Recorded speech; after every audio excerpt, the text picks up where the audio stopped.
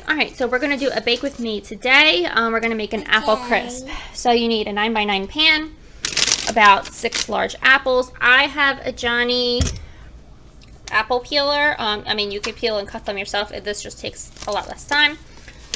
Some brown sugar, granulated sugar, baking soda, baking powder, cinnamon, oats, butter, and flour.